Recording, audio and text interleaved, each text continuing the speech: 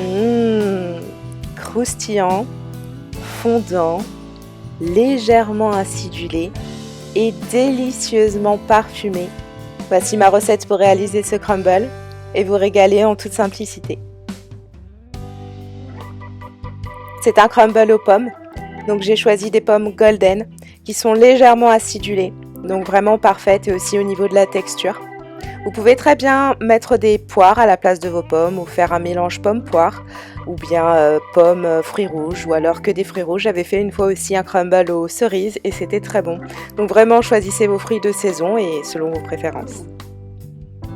Après avoir épluché mes pommes, je les coupe en quartiers et je vais les recouper en tranches, mais des tranches assez épaisses pour pouvoir faire des petits carrés.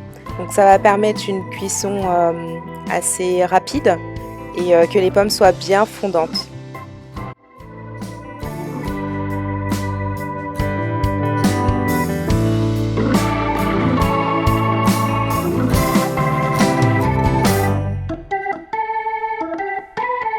Ensuite, deuxième étape, c'est l'assaisonnement des pommes. C'est ce qui va rendre votre crumble unique parce qu'il sera délicieusement parfumé.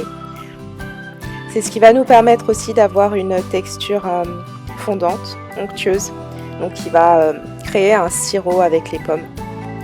J'utilise du sucre complet de canne, donc comme il a tendance avec l'humidité à se solidifier et faire des gros morceaux, je l'ai passé un petit peu dans mon mixeur pour le rendre en poudre. Vous pouvez utiliser du sucre roux normal, mais c'est vrai que ce sucre-là, j'ai remarqué, donne vraiment une texture caramélisée et c'est vraiment délicieux. Pourquoi pas ne pas choisir de remplacer le sucre par du miel, du sirop d'agave ou du sirop d'érable. Je pense que ce sera très intéressant aussi.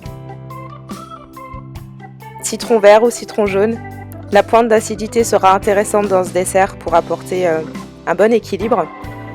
Mais moi j'ai une préférence pour le citron vert parce que ici ce qu'on recherche c'est d'avoir un parfum assez présent et qui éveille les papilles. Donc voilà, je rajoute le jus d'un citron vert. Vous pouvez aussi râper le zeste.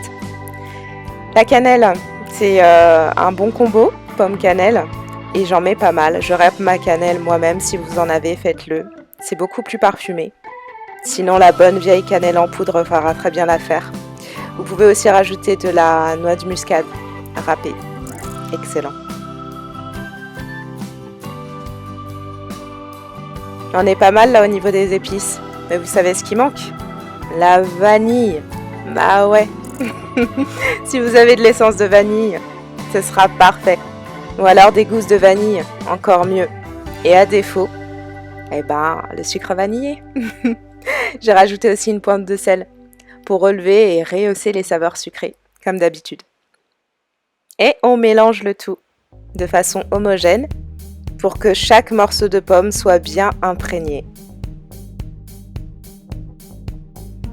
Dernière étape pour les pommes, c'est de rajouter un petit peu de farine.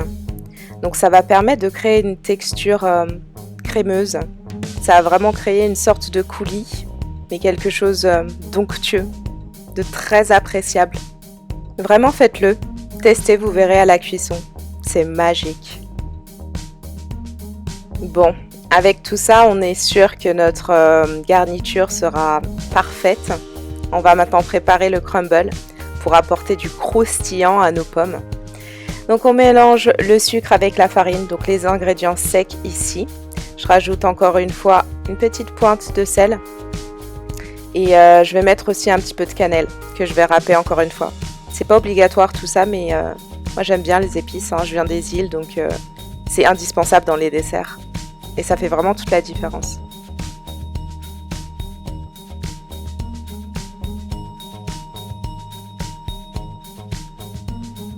Maintenant, c'est la partie un petit peu technique. Donc, je rajoute mes morceaux de beurre. C'est du beurre froid, donc ne le sortez pas à l'avance, coupez-le au dernier moment. Il faut vraiment qu'il soit très froid parce que s'il est trop mou et qu'il est trop fondu, ou alors qu'il fond trop rapidement entre vos doigts, les morceaux de crumble vont pas bien se former. Vous voyez, ça va créer un gros bloc et on veut vraiment que ce soit sableux. Donc la technique pour ça, c'est d'utiliser le beurre froid. et de bien malaxer dès que vous avez le beurre qui est dans la farine, de bien imprégner le beurre avec la farine et de bien passer entre vos doigts. Enfin voilà, vous voyez là comment je fais. Il faut vraiment pas aller rapidement, mais ne pas s'attarder parce qu'avec la chaleur de vos mains, le beurre va fondre assez rapidement et vous allez vous retrouver avec un bloc de pâte. C'est pas ce qu'on veut.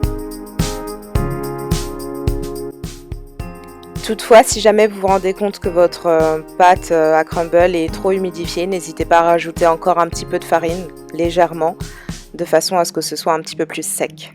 Et là, ce sera parfait.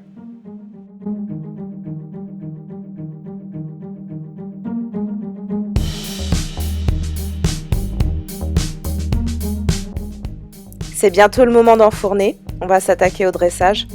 Vous pouvez faire des petits crumbles individuels dans des petits ramequins. Ou alors un gros comme moi j'ai l'habitude de faire, j'aime bien faire comme ça. Et je sépare selon ma gourmandise. Voilà, je ne me limite pas. Donc dans un grand plat, je vais mettre en premier mes pommes, bien évidemment. Essayez de bien les répartir, qu'elles soient toutes à la même hauteur. Ensuite, parsemer de la pâte à crumble. Essayez de former des petits morceaux si la pâte s'est trop collée.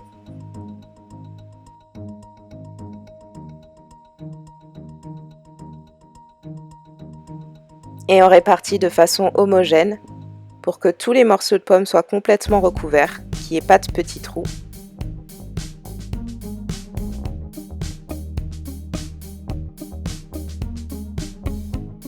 Et on place au four, position moyenne, ni trop haut, ni trop bas, au milieu.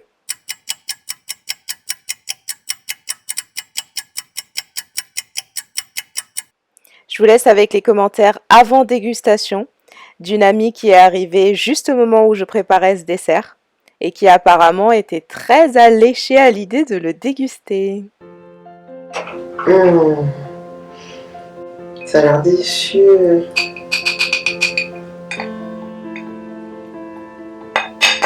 Alors bon, ça gâche si je mange comme ça.